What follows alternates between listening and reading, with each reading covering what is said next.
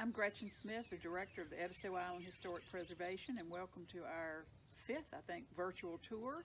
Today we're out at Brick House Plantation Ruins, as you can see behind us. And we're pleased to have Rutledge Young on the far end there, and his son Simmons Young, and they are part of the Brick House family. And Rutledge is going to talk to us mostly about the history of the place, the family, and then Simmons is an architect and has helped lead the restoration project. So this one, again, like the one we did before at Hutchinson House, is about not living in a historic property, but preserving and saving a historic property, and that's truly the case here. It's a stabilization project. So thank y'all for being here and letting us come. One thing that we have a real treat for today is that we're going to be able to go inside the ruins, which no, I don't think any of y'all watching this have ever done that. I certainly have not till today. First time. First time? Yeah. Okay. And we promise it's safe. Yeah, They have assured me that it's safe. So if you want to tell us a little bit, Rutledge, about the history of Brick House Plantation, how it came into your family, just the saga of 200, 300 years, really. Yeah, Gretchen, I'm glad to do that. And then I'll tell you a little bit about what Simmons and I started doing in 2012 to get us to where we are right now. Right. So Brick House is a beautiful piece of 300-acre property located on Edisto Island. It's surrounded by water. There's a huge marsh in the front, and then Russell Creek runs behind it. We're on actually a little peninsula of the entire 300 acres. And in 1703, the Lord's proprietors, and this is about 32 or 3 years after Charleston was founded, granted the land to Say it. Sechevre. We can't pronounce it. Simmons does. We all get confused, but Sechevre has got a grant from the Lord's proprietors, and so he got the land. And then somewhere in the neighborhood of between 1714 and 15 and 1725, the house was built by somebody who Sechevre had sold the property to, a guy named Paul Hamilton. Now, interestingly, the history records show that Hamilton also had gotten some marsh and highland on Edisto Island, which was then in Colleton County. But Sechevre sold it to Hamilton, and he built the house. And can I interrupt 1 second? Sure. Rose? Some of you may have heard of Paul Hamilton. He has impressive antecedents in that he is the grandson of Paul Grimble. Now, correct me if I'm wrong, because these names get interchanged, but he was the grandson of Paul Grimble, who owned Point of Pines Plantation, which is where the slave cabin came from that we donated to the Smithsonian. So there's a family connection, as there always is on Edisto. Totally. Hamilton, at one time, was the Secretary of the Navy. Right. You may know that. Yes. He was the Comptroller and Governor of South Carolina at one time. Right. So he was a big deal for an Edisto Islander. But Edisto Island was a sea island principality. There's no question about it. There were a lot of very important families who were down here. So Hamilton builds a house. If it was built in 1714 or 15, it would be one of the oldest houses in South Carolina. Mulberry Castle up in Berkeley County was built, I think, in 1715 or 17.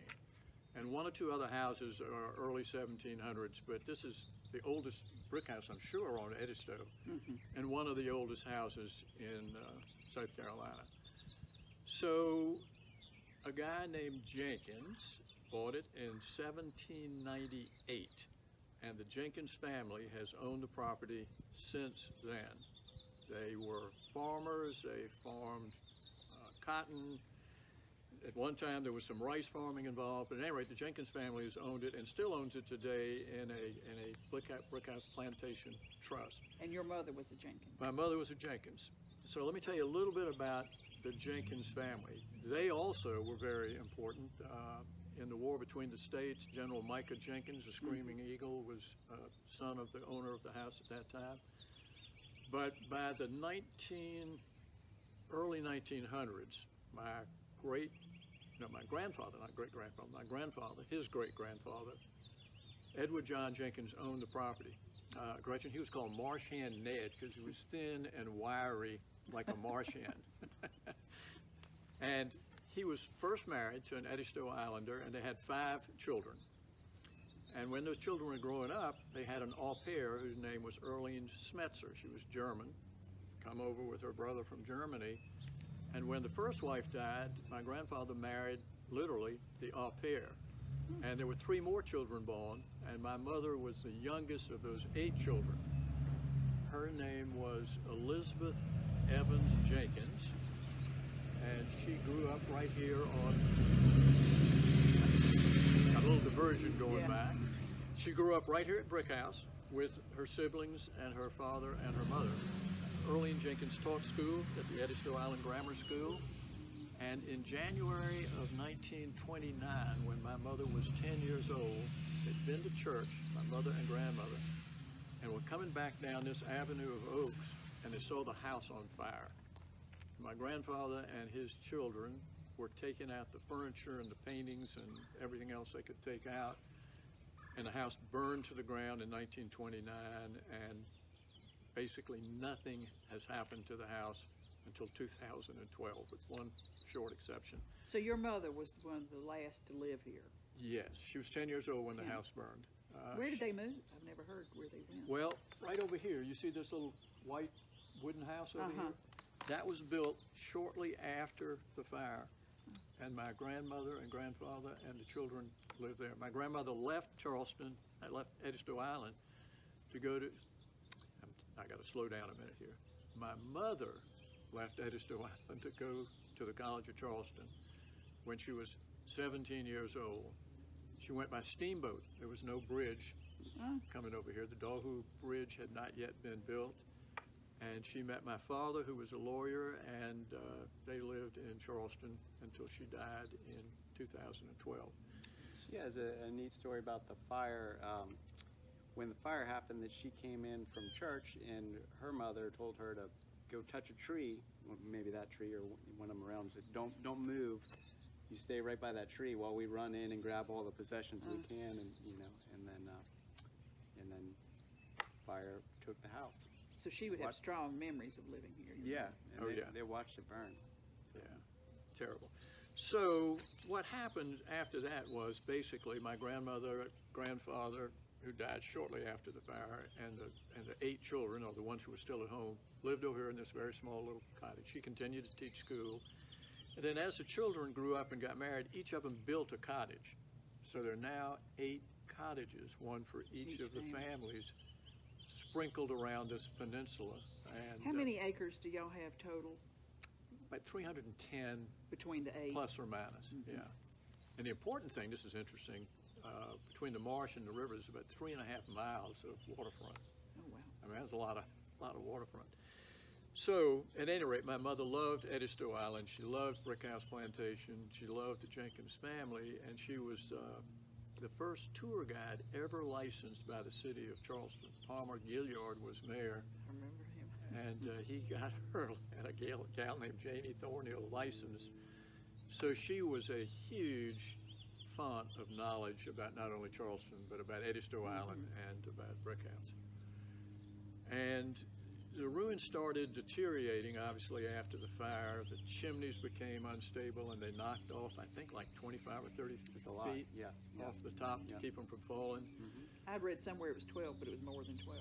It looks like it was more than 12 just from the photos. Because they were afraid they would knock the walls down. Yeah, they thought it might fall into the wall and just bring it down, So in the 50s at some time, Albert Simmons, who was a very prominent Charleston architect, put some steel, what do you call them, lintels underneath the beautiful windows and the arched windows to keep it from falling down. And by the time my mother died in 2012, those had pretty well rusted out.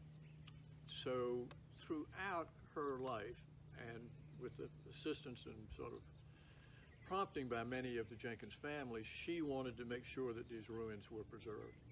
Gretchen, you probably know it became a National Historic Landmark in 1970. Right, and explain to people the difference between a national landmark and a property, which this is as well, that's on the National Register. There's a distinct difference between those two designations. I'll try to do it, and my architect son may correct me, but a national... might.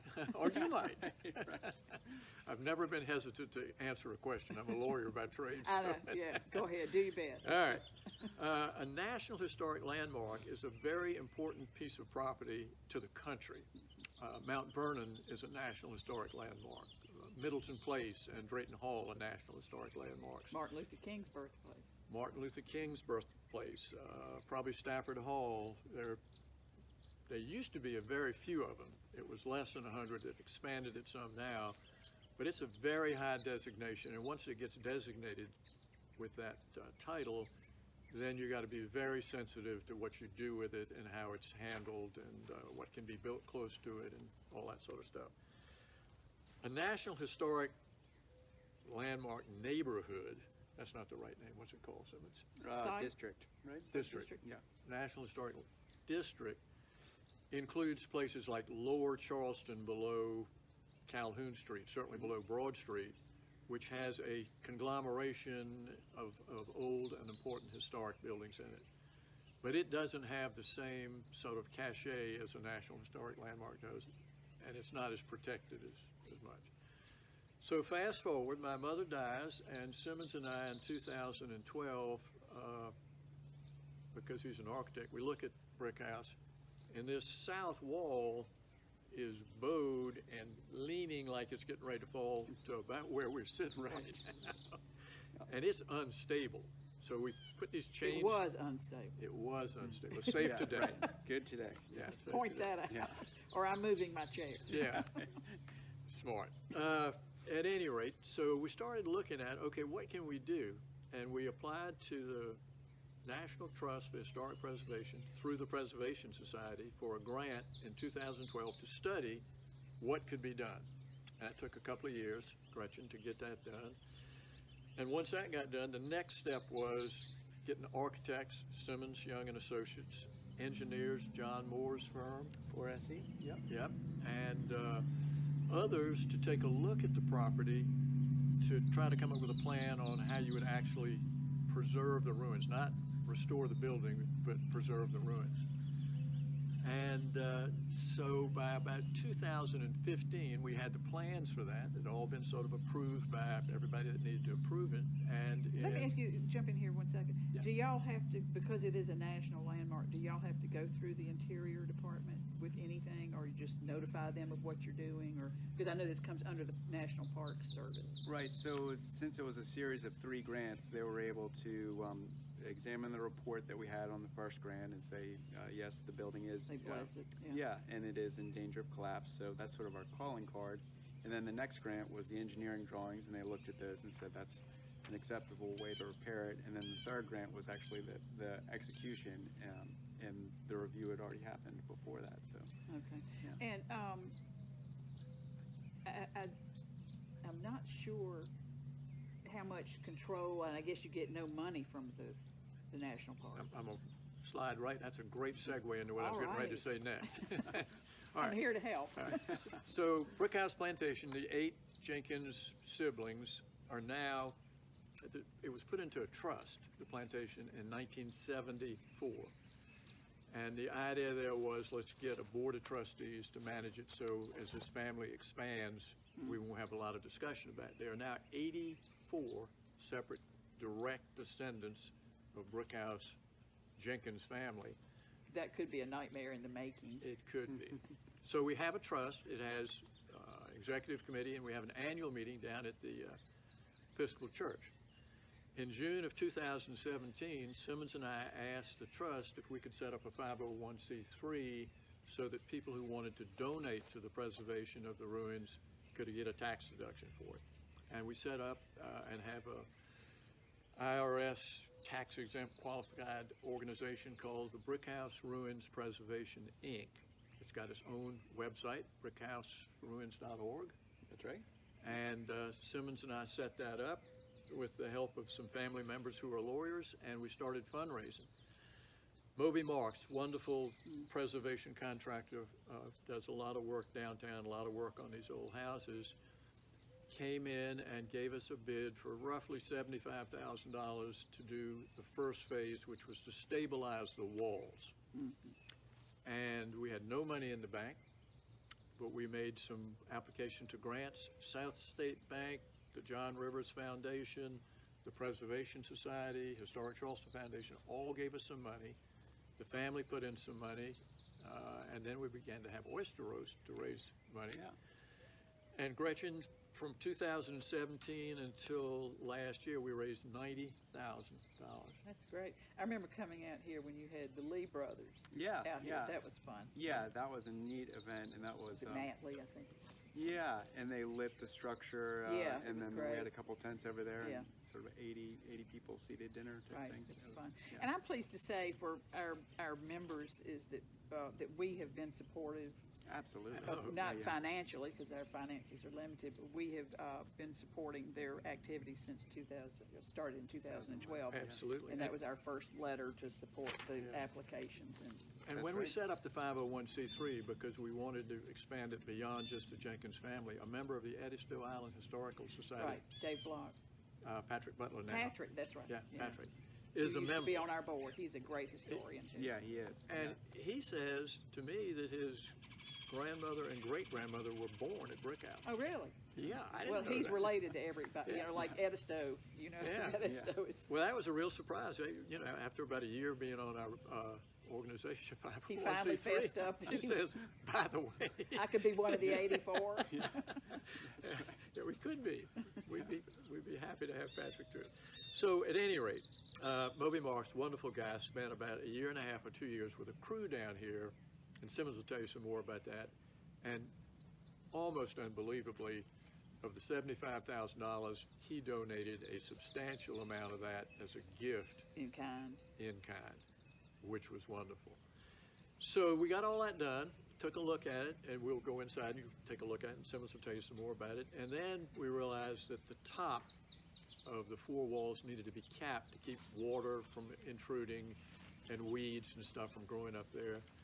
So the construction company who did the Hutchison House, Artist, Guyton Ash, is going to do the capping of the top. Yeah. So we raised 90, we literally spent 75 of the 90.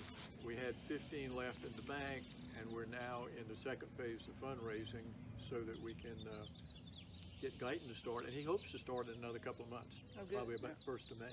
Let me ask, I have a couple of questions from things that I was reading leading up to this. Somewhere, or several places, I read that, and this is a quote, that the outer walls, unlike any other in this country, are an important example of the influences in the architecture of the Carolina colony. What about the walls? Ask this- Simmons? ask this man. Well, I think What's so unique about the wall? I don't know if I would quite agree with that statement. It's the bricks themselves are from Boston, Boston, and they're huh? a lot more dense than a Charleston brick. So we've actually have some Charleston bricks in there that we'll look at maybe as a comparison. But they're dense, stronger, and then it's influenced by Huguenot The French architecture. They say, Huguenots, right. right. And there's a mansion outside of Paris that they say is a pretty close And match if to I'm this. going to slaughter it, but it's a Place de Vosges Place de Vosges is a lot Yeah. like this, in Paris. Yeah. which we've been to. I lived in Paris for a year, and it was it Did it is feel like interesting. home to you? Yeah, no, but it is interesting to see the red brick, and it's the same era of construction. So, And I understand the carpenters came from England. Is that correct? that sounds right. I'll go with that. Okay. Yeah, and the cypress was aged for 7 years. 7 years. I read Yeah. that too. And Yeah. they went to Pon River to get the water so that it was salt free Right. for the mortar. Yes, exactly. Which is proved to really hold up over time. It's been repointed some, Yeah. but the middle of the wall is in good shape and has never been touched. Okay. Yeah. Shall we walk around? Is that Sure. enough of Yeah, the that'd be history? great. Yeah. Yeah. I think that's all. Yeah. Can you tell us about these interesting coins? I believe they're Coins called, is and correct. spelled Quoins. That's right. Is that correct? Yeah. Will you tell us what their function is? Yeah, they're really more of a decorative element. So we mentioned earlier that this was influenced by Huguenot French architecture. In those cases, you might have stone on these corners as a decorative element. You can see this is shaped like one big stone. That the butt end of the stone is here, and then it alternates. So this is a longer stone with the butt. Yeah, end it's interesting because they stair step almost. Yeah, and you'll see it on a lot of buildings now, and I always look to see if the coins are level or if one sticks out further, because that's kind of more of an original, more of a true interpretation of it. So these would have been covered with the stucco as well. These would have been covered with stucco, and then you can see sort of remnants here and here, and these were just, again, sort of decorative elements in a lot of the French sort of mansions. You'll see maybe this is a bigger door, a larger window, or some sort of balcony or something, and this is just meant to elongate this window, and you can see, I think, some more up on the second floor. Yeah. So, and this would have been the most important facade. It's got more windows than all the other ones, and it's got the door, and you can see. And this would be the main entrance. This would be the main entrance. This wood is kind of blocking for. Oh, that's wood in there? Oh yeah, it was wood, and then it was blocking for what would have been attached to the facade, a more wood decorative. And if I remember, that's charred, isn't it? From the that fire. is charred, It's yeah. still, yeah. And Yeah, there's it would have little, been all up there. Okay. little pieces of metal sticking out from shutters that we think were installed later. And these two places up here, I guess, were beams. Well, those are a little bit of a mystery. So there's a couple of them around, and one thought that was maybe they were scaffolding, where you would attach scaffolding or pocket it in there. But yeah, those are a bit of a mystery. There's one over there also. And what is this? That's the shutter that was shutter Oh. dog is what they call these guys, and Shutter dog. shutter dog, yeah. And so that would hold it back. And then you can see the mortar. You can really see here how deteriorated it is, and, Oh, yeah. the white mortar. It looks honeycombed almost. Yeah, yeah. So it's just, with water running down this facade, it's gotten deteriorated over time, and the white. And that's why mortar the bricks are falling, or were falling. That's part of the reason, yeah. And then just the wall bowing out, and these arches we're just having bricks fall out because of the mortar, and then each one sort of compounds itself as it happens. And you can see we put in stainless steel lintels in some places, and then the white mortar is this is an entirely rebuilt arch. So a mason from Moby Marx's crew came out and rebuilt it. That one too? That one we pulled out some bricks and fixed it and then put them back in. So that one's essentially rebuilt, but this one was just, there's earlier pictures where there's probably 2 bricks between the top and the bottom. So the idea was to go around and slowly do all the lintels, and we took care of the worst ones first. And then the top of wall is the next step, because there's so much growth, you can see even on the chimneys. It gets in there, and then the roots push the brick out, and that causes them to fall off. When will y'all consider this done, complete? We Ever? were talking about that on the drive on the way out. And Is there an end point? there is an end point. We think that once we get the parapet cap on there, the metal cap, that'll prevent that growth, then we'll be able to stop and not think about it and worry about it for 20 years, 30 You won't years. ever put a roof on it, will you? We won't put a roof on it. The roof that was on there, and probably the historic photos that you'll have will show that, was really impressive. Huge roof. You can read stories about that perhaps there were dormers in there, and it got blown off in one of the hurricanes and then didn't get back on. There's one book that mentions sort of like a ballroom up there, which doesn't make any sense to me. Yeah, it's a little odd. And I think I read somewhere that there were extensions on either side at one point that had So- long been gone. Yeah, that little mound right there there's a brick foundation Oh, there. over there where Yeah. the little flags are? Yeah, and then you can see a sort of Oh, rise. it would have gone all that way? Oh no, there was an independent little structure Oh, there, and then another one An over outbuilding. there. An outbuilding, yeah. Yeah. So They are big, yeah. And there would have been a lot more going on with them, so they would have, sort of shrunk down the sides.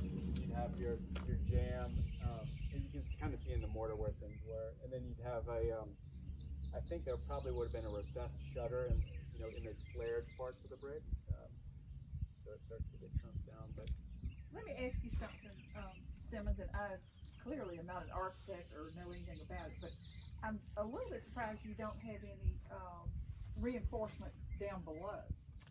Because it's the basis of the structure. yeah, so this probably, actually, and you can see at the beginning here, as this structure goes down, it'll go out by half a course. It's called a bell footing. And this, so you can see, it steps out 1, and you probably go down 2 feet, and then it steps out again. There's some conjecture that there would have been a brick floor, maybe 4 feet beneath the dirt floor that we'll see in a second. So we're going to. For reinforcement almost? Well, it would have been sort of almost a Foundation. basement. Yeah, but the wall goes down and then it steps out, and this is a 24-inch wall, which is quite big, and then by the time it sits on earth, it's probably 36 inches, somewhere in there. So, yeah. And this is thicker than up there? Yes, yeah. And here actually it goes straight up. We'll keep the same 24 inches, but in a lot of buildings you do lose a course as you get higher because it's less important. Okay. I know there's something. Okay, Rutledge, we have mentioned Paul Hamilton to everybody, and there's still an element of Paul Hamilton on the building. So Now, according to my mother. that's all right. All right? That's all right. We'll We'll walk take your around mother's and see. word for it. She lived here.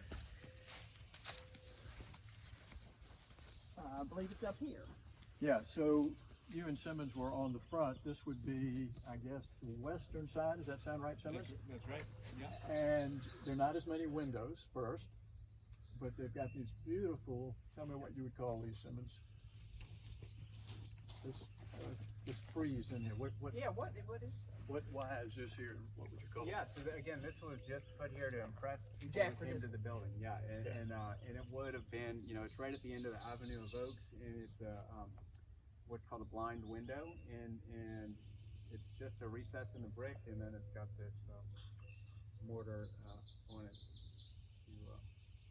Do you think at Yeah, one bring point that it would have had some decorative element, like not a mural, because obviously, but something like that? Yeah, it very well could have. I mean, you can There see. are no pictures of that. Not that I know of. Now, back to what we were saying a But little that earlier. at the top, yeah. At the very top of the arch, you see That little what round. looks like a mask almost. Yeah, it does. And, Venetians and others have these masks. But according to my mother, a wonderful historian, when Paul Hamilton built the house, he had a mask done of his face in mortar and had it at the top there, almost like a mark that would say the house was built in such and such a year. This one says the house was built by Paul Hamilton. Here's my mask to prove that it I was think me they who call built it. that vanity, right? Well, they called it something. And Good that- for him. If I yeah. build this, I'd want my face up But there. Simmons, I just said a minute or two ago, I learned something every time I come down here with Simmons, but the Avenue of Oaks is right there, and this is what you would see coming in, and you'd see it from a long distance, so it would be a beautiful way to see the house if you came by horseback, or today by car. Yeah. Okay, should we go inside? Yeah, absolutely. Let's do it. One other thing, Simmons, you might want to point out these little shotgun holes yeah. there, while you're on this side. Ask me what that is. What are these openings? They're Well- they're all along this side. I'll tell you what I've heard, and I can't tell you it's 100% accurate. It's but, okay. But it did come from a historian. So they're a small opening here, and it does make sense when you look at it. They're flared as they go inside, so it's maybe 4 or 5 inches here, and then when you get to the inside, it's more like a foot. Can we see them when we're inside? Okay. And the idea is that you could have a weapon and tilt it on the inside and have a very Aim. narrow. It's like an embrasure on a fort. It's just a really small scale. Is this the only side they're on? No, they're all around. All around? Yeah. So this would have maybe not been. This maybe is hostile territory at some times, Yeah. and it's very 1700s, defensible. yeah. It's very defensible. You've only got one approach, and the marsh Other on than one wa- yeah. side and water on the other. Now, that's not navigable water is it? No, there's a creek on the east side. but, Russell Creek. Well, and Oh, then Russell there's Bay. another one that. Okay, which but was that is not Big navigable. Dream, right? Yeah. Okay. That's not. Well, let's go inside and see All right, what's in John, you there. got her? Welcome to the inside of Brick House. This is a great view, and I'm assured by Simmons and Rutledge that we're safe in here. So We're standing in the worst corner. we're in the worst corner. Okay. But we're safe. We're safe. Well, Rutledge is in the worst place. Here are these. What did you call them? Well, it's like an embrasure and a fort. Yeah. But they're much smaller. And he said, as you can see, they V into that narrow place that you see on the outside. Right. That makes sense that you could. Yeah, and so with forts, but you could take the cannon and move it back and forth Right. and have a small target, and similar here, you could look out this way with a gun and this way. So Rutledge, you were saying these are the really large floor joists. Yeah, Simmons can tell you about that, but you were asking how sort of the bottom of the Right, deal was right. stabilized, and the floor joist ran this way, right, Simmons? That's right. Yeah. So those are what's called a joist pocket in the masonry wall, and they would run to a large summer beam that would sit on that old foundation right there. See that? Yeah. And then skip across. This was actually one big room on the other side, so it would run all the way across to another support about where the camera is. You know what I find interesting is, and I don't know if you can see the angle of comparing this room to that one, but those behind the chimneys are very small. Smaller. Yeah, Now, the fire, they think, started in the attic, that's what, yeah, I read and that. Simmons probably knows that, so they would have fireplaces on this side and on the other side in these two main chimneys. There'd be 4 fireplaces. Right. Correct. Per each sort of column. Right. And somehow, again, my mother said, everybody thought it started in the attic. Somehow, some ember or something got into the attic, so it burned from the top Down. down. Yeah. Can you tell us a little bit, Simmons, about what y'all done with this chimney and nothing with that one? Yeah. This one was in worse shape than that one? This one was is really interesting, and you get at a distance you can see the angle of how far it's pitching over, and it's a huge mass. So we had the engineer Don Moore study this, and one thing that he looked at was the mass of it is so big that actually the pitch is not, it's not a threat to the chimney, so it's not going to go anywhere. But when we got into it, the mason looked at it and said, well, it may not be going anywhere, but there's a huge crack right down the middle, so it might, it could split. Split apart. Yeah. So this is a brace only to hold it together. Can you see the split? Yeah, you can. So right there. Oh, Yeah. jaggedy. Yeah, exactly. So that's what these are for, and the masonry's been repointed in areas, so you can see, I've got half an inch, maybe more, from the brick face to the mortar that's just worn down over time from weathering. And the white mortar is a historic mix of mortar that has to be kind of soft to not damage the bricks. So that's what the white mortar is. And this one does not have a fireplace on the back side, on the second floor. Yeah, and I think that would have been is somehow maybe built out, because there are 4 chimneys. Or this one doesn't either, yeah. 4 chimney pipes, yeah, at the top, 4 holes for the chimneys at the top. So you can see the house with 8 chimneys altogether. But that's sort And a of very high history. ceiling, because that would be where the ceiling, the second floor would be, at the top of that? So the second floor, you can see the joist pockets up there as well. So it looks like, the floor itself would have been probably right around here, so about 2 feet above where we're standing. So probably a 10-foot ceiling. Rutledge, do you know how many rooms there were? Is it 8? Simmons can answer that, but you said a little while ago, you look like you've done a lot of things to this chimney, but And not not to this this one. one, But this yeah. one's been repointed almost all the way up to the top. Oh, Yeah. So Moby and his guys take a look at that. so it doesn't need the wood to hold it? Correct. Okay. It's not split, and it's been repointed, which gives it the stability that the wood Okay, gives this gotcha. other one. And when you're saying repointing, you're talking about all this area that looks like it's been Yes. Yes. refurbished The or whatever? lighter colored gray Right. mortar. Is new. New, but it's an Newer. old mix. Right.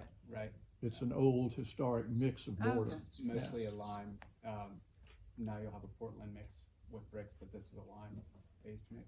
more or So less. it is more historically accurate? Well, it's actually Or for, has for the properties bricks. that are- So modern brick is a lot stronger, and it can take the compression, and you're supposed to have a weak mortar in order to preserve the stronger brick.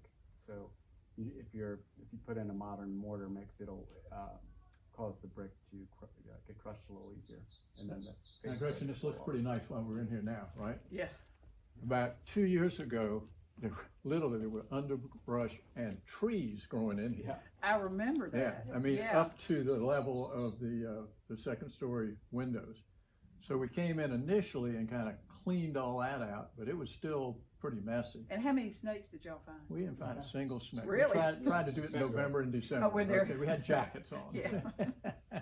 But 2 weeks ago, family members, Simmons and I, and actually his two sons, he's got a 10-year-old and a 5-year-old, came here and we took all of the stuff out, raked it out, put the whole bricks on that pallet over there Oh, that you yeah. see.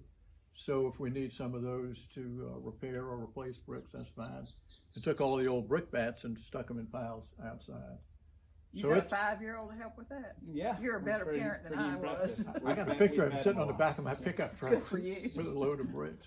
But at any rate, it's been a family Affair. affair, and everybody's chipped in. It's just been wonderful. It's brought us It all is. back together Yeah, to yeah. have something to do. And the opposite could have happened, as we talked about having It could- 84 or whatever Yeah, you said. Yeah. no, it's a very That's a wonderful thing. yeah, it's a very unified group of folks down here, and they Good. all love the place, and they use it on the weekends, they use it on the summer. 3 people live down here full time, don't they? Oh, do Simmons? they? Yeah, Okay. yeah. And I think, when we started bringing this up in 2011, before we got started in 2012, it required, I think, a 2/3 majority for them to even agree. 75%. To do anything. 75%, and 75%. it was amazing to me how excited the family was to see something happening. It's a So, great heritage.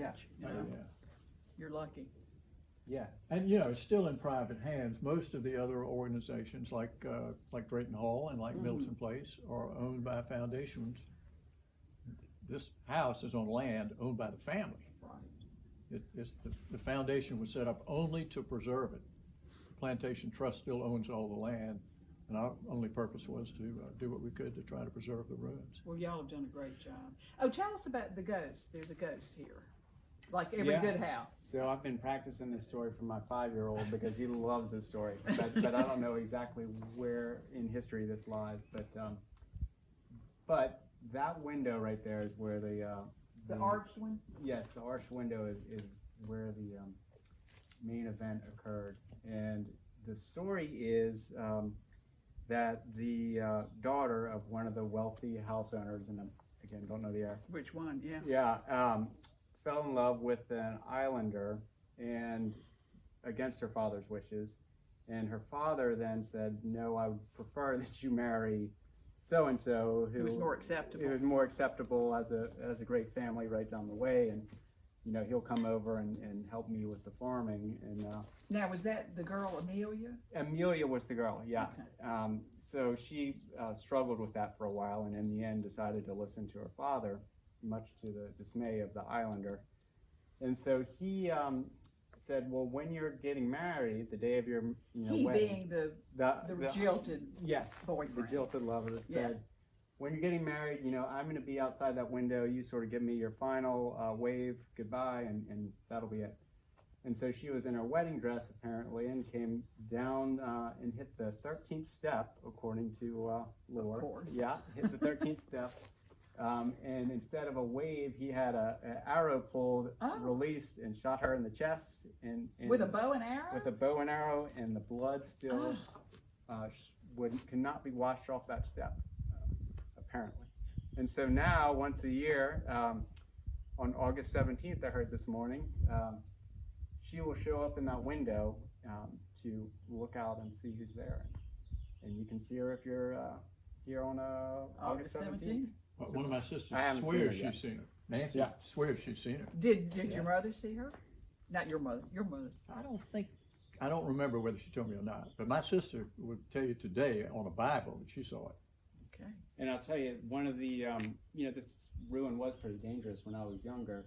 And so instead of telling us about falling bricks, or They'd tell you about the they'd tell ghost. us about the ghost. And so I didn't come in here. That would until I was scare you 50. more than bricks. That's right. I understand.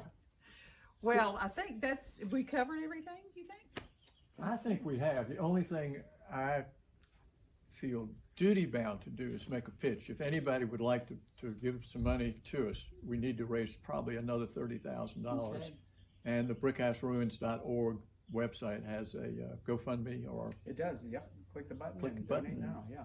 yeah. A worthy cause. Yeah. Thank you so much. Thank you for letting us have a tour, and thanks for particularly coming coming out, yeah. inside. This has been exciting, and I know all of our members will love seeing the inside since no one ever has. Well, you all do such a great job Well, bringing thank you. everybody around, letting them see some of these old, beautiful places. that, People really do enjoy it, and we appreciate oh, your yeah. letting us out Yeah. here. Boy, y'all do a fabulous job. Thank you.